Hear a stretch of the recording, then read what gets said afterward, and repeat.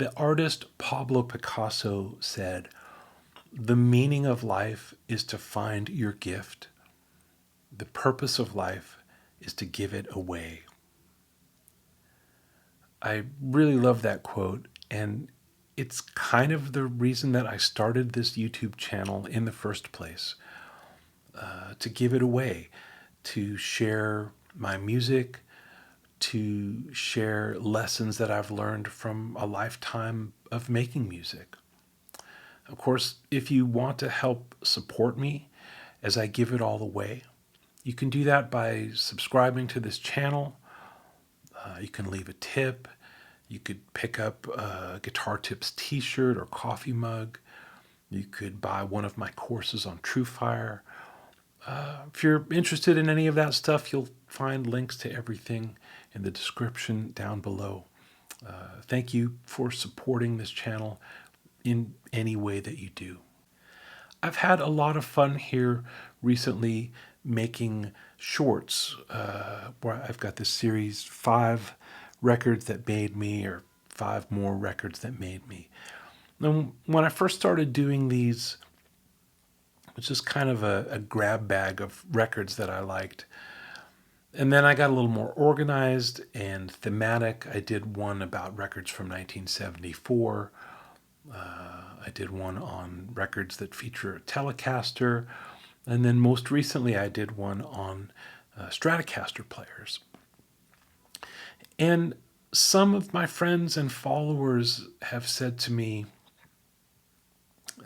either in person or in the comments section, "Hey, I'd like to know more. I'd like to have more context about, what's special about these records. Why are they important to you?"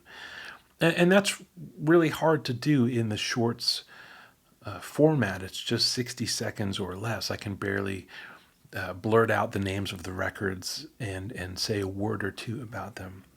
So I thought maybe I would try doing a longer form, expanded version of that. So that's what this video is. 5 more records that made me, Stratocaster edition expanded. Before I get into it with the 5 records here, I want to just mention another bit of feedback or friction that I've had on these posts is, "Oh, yeah, but what about, you're talking about Stratocaster, but there's no mention of Stevie Ray Vaughan or Jimi Hendrix or Eric Johnson or John Frusciante or Nile Rodgers or, insert the name of iconic Strat player here." When I started making these posts, my intention was not to make a list, a ranking of, the world's Stratocaster players from number 1 all the way down to, whatever, 500 or 1,000. I'm not trying to rank anybody here. Just talking about particular records and particular players that have moved me and still move me. It's totally subjective. These are the players, these are the records that do it for me. If there are other records, other players that you're excited about, whether they feature these kind of iconic players that I've mentioned, or maybe somebody else who's underappreciated or unknown, regardless, leave a comment down below. I don't mean for this to be just a monologue here. I'd love to start a conversation. So tell me, who are the Strat players that you love and why do you love them? The first record in my Strat short is Discipline by the band King Crimson. Featured 2 guitar players, actually, Robert Fripp and Adrian Belew. And here I'm more focused on Adrian Belew because he was the guy playing the Strat.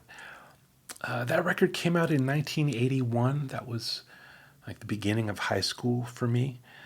And I can't remember even how I stumbled onto this record. Probably I read about it in Guitar Player magazine.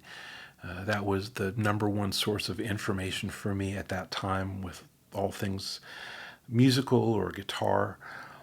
However, I happened to find it, once I put it on, it stayed on my turntable for a long time.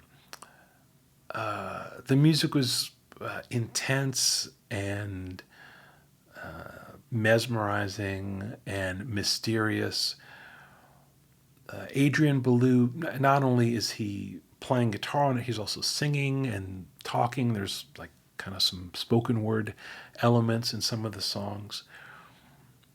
The thing that sticks in my memory more than anything, though, about his playing on this record is his kind of dive bombs and animalistic sounds with the vibrato bar.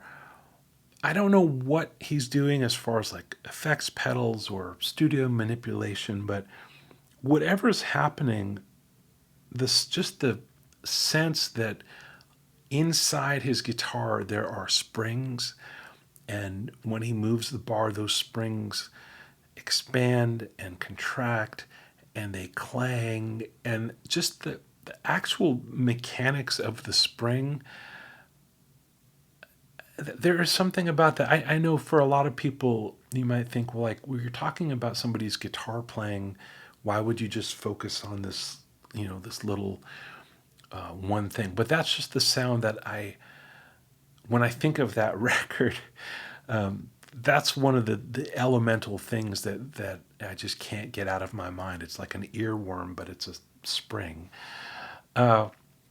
Also, there's some tunes on this record where the two guitar parts kind of start, there's two players, and they start out by playing something that's together, but that eventually kind of starts to split apart and gets so far apart that eventually, I can't make my hands do it, but it comes all the way back around to being together again.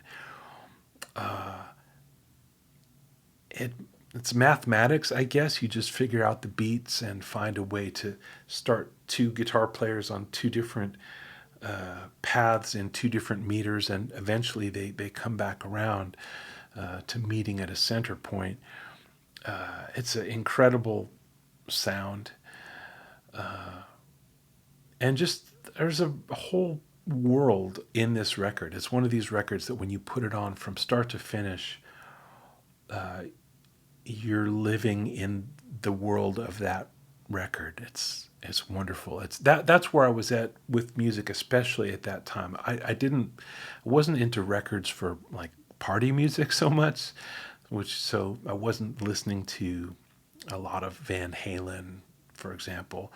I was more into just like putting on headphones and closing my eyes and trying to just get immersed in the sound and the mood of a record.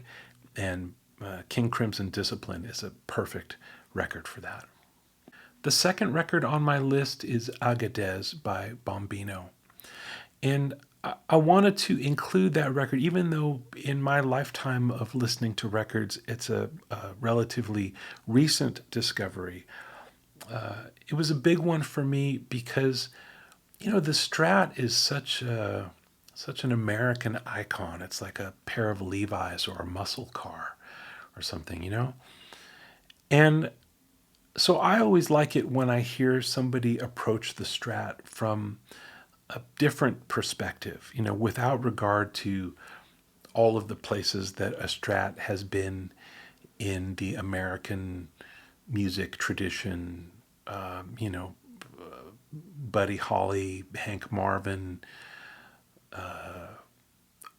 Eldon Shamblin. It's just these are early players, and then going on into blues and rock and roll. And Bombino, I'm sure, has listened to all of that stuff too, but he's just coming at it from wherever wherever he wants to. The Strat doesn't have to be tied to Americana or nostalgia or classic iconography or whatever. It's just a guitar. And if you think about, what if you just stumbled onto a Stratocaster and didn't know all of the music that had come before. What kind of music might you make on that guitar? What does it do naturally? And what can you draw out of it from your own imagination? That's a little bit how I hear the Bambino record. I don't know if that's, I don't know what drives him. I haven't read any interviews with him, but it's kind of how it hits me. Side note, I saw Bambino play a show. This is probably 8 or 9 years ago. I was in San Francisco. I went. My friend's band was opening the show. This was at a venue called the Independent, and something was not working with Bambino's guitar. I don't remember what the whole story was, but he wound up borrowing my friend Drew's Jaguar. Drew was the guitar player in the opening band, and Bambino played his whole set on the Jaguar, and still sounded pretty much the way he always does. So yet another proof of it's in the hands, it's in the imagination, it's not in the mechanical stuff so much as we sometimes tell ourselves. But anyway, he's a great musician, whatever guitar he's on. And if you haven't heard him, I hope that you'll check out some records by Bambino. The one that I mentioned was Agadez. Bob Dylan's Infidels has two guitar players on it, has Mick Taylor and Mark Knopfler. In my short, I said that that was the record that sold me on Mark Knopfler. And I was being a little bit tongue in cheek. Of course, I vividly remember when the first Dire Straits record came out. I listened to it a lot. And, Sultans of Swing was everywhere on the radio.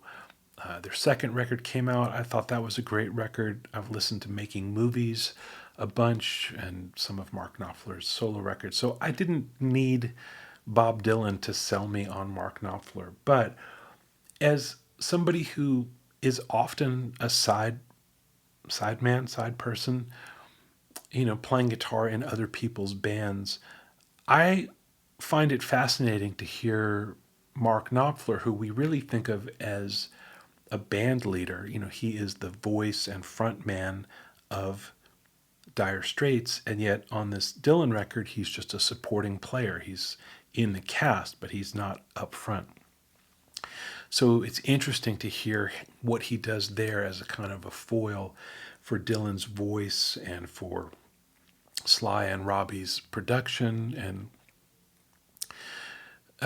in a similar way, one of my favorite things that I've ever heard Stevie Ray Vaughan do is what he played on David Bowie's Let's Dance. I love that as much as I love any of Stevie Ray's own records. I imagine a lot of people will disagree or say I'm an idiot for saying that, but it's cool to hear Stevie Ray Vaughan in that setting, as a part of everything that's going on, and not trying to carry the whole thing, or not trying doing, actually carrying the whole thing, as Stevie Ray Vaughan did in his own music and as Mark Knopfler did in Dire Straits and on his own records. I'm just always fascinated to hear that stuff, and the stuff that Mark Knopfler plays on Infidels is fantastic. So if you don't know that record, give it a listen. And if you do know that record, listen again and really try to focus on Knopfler in that role. The fourth record in my Strat short is Two Drink Minimum by Wayne Krantz. It's a live record. It was recorded at the 55 Bar, a club in New York City. The club recently closed down. But one of the things I love about that record is that you can hear the sound of the room and the people in the room, and how Wayne's music exists in that moment, in that space. It's very live. Honestly, there's another one of Wayne Krantz's records that I've listened to even more, which is called Long to Be Loose. And that's a studio record, very different vibe, more compositional, less improvisational. Both of those records I think of as kind of at the center of my musical crush on Wayne Krantz. They both feature his own tunes, and he has a very, I think, original way of writing music. And on both of those records, it's really clear.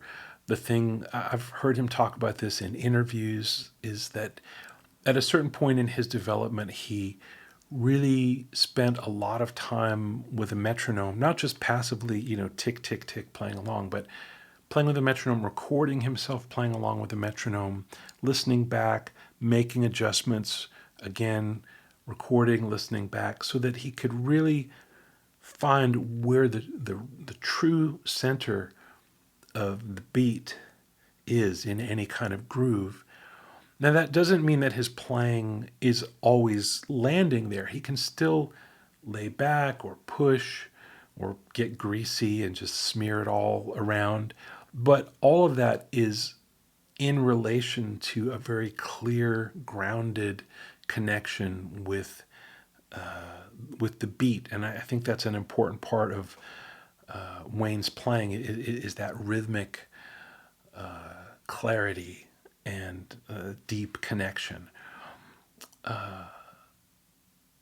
Yeah, another thing I really appreciate about Wayne Krantz, and you wouldn't get it just from listening to the records, but I know this again from interviews and hearing him talk about stuff. He's always trying to let go of the stuff that doesn't work for him anymore. So if there's some melodic material or chords or a way of working that he feels like he's done with, he just lets it go and finds new stuff and trusts himself and trusts the universe that there is more new stuff to find and that he's capable of finding it. And I think that's important for any artist.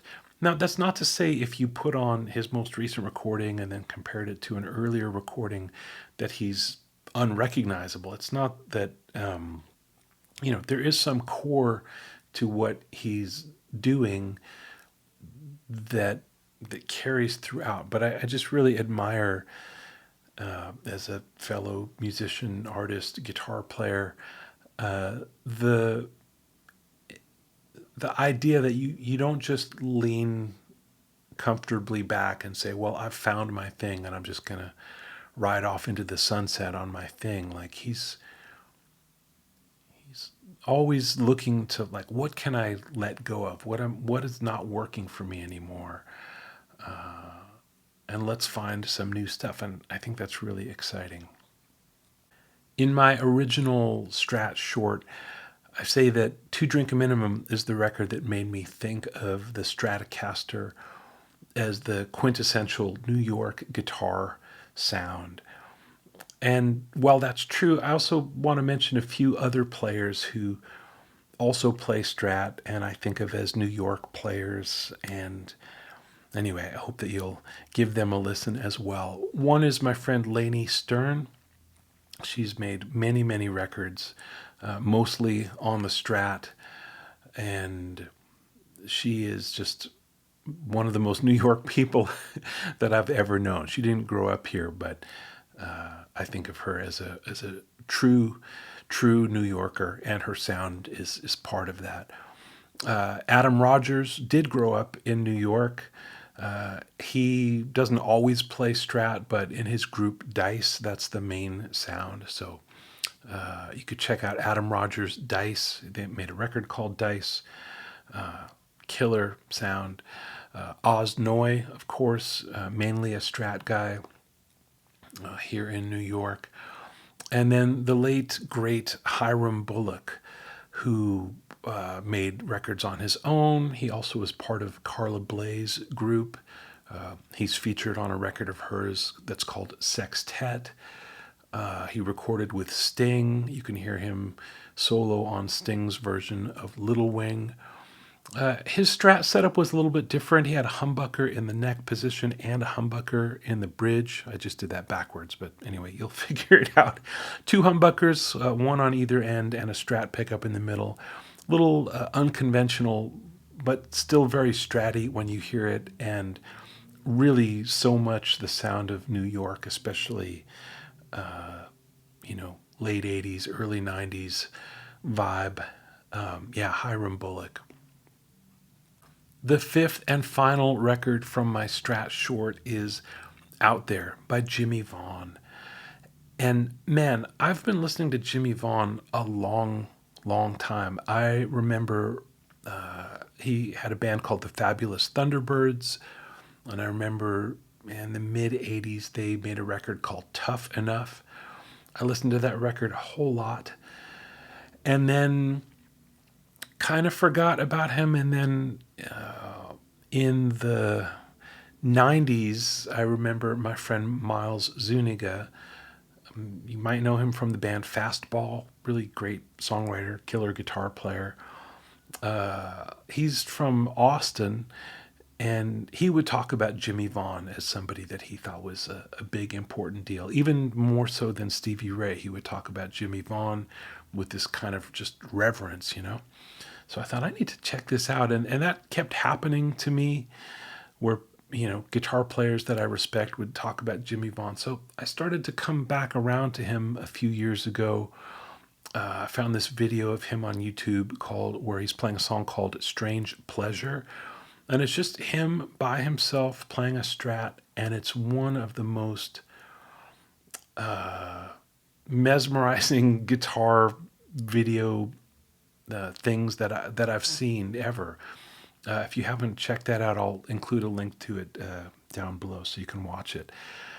What I love about Jimmy Vaughn is everything is very intense, but then there's also rests. So there's breath and space and atmosphere around everything that he plays. When we think of electric guitar and the Strat especially, things can get kind of blurry because you've got the whammy bar, you can play fast, you can bend, people use effects and whatever. And even if you don't use effects and don't use the whammy bar a lot, even something like Stevie Ray Vaughan playing Scuttle Button, it happens so fast, it's like, what is even happening?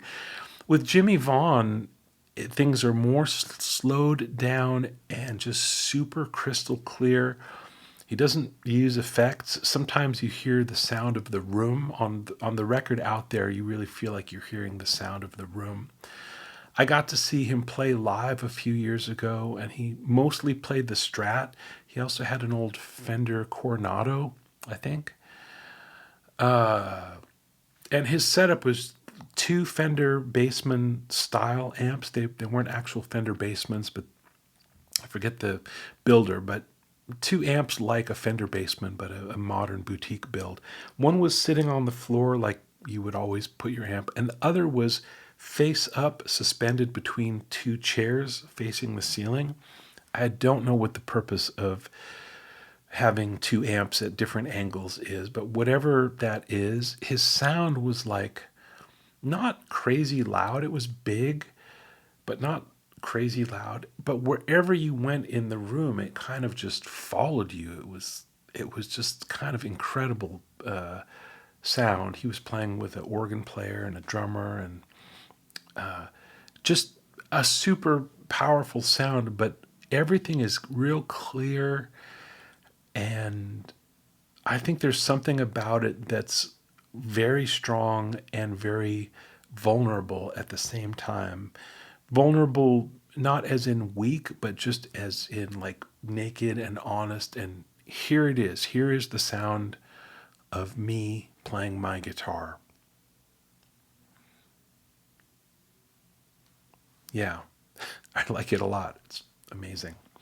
So there you go. That is 5 more records that made me Stratocaster edition expanded. I hope you liked it. If you did, let me know. Maybe I'll do more of these. Thanks for tuning in.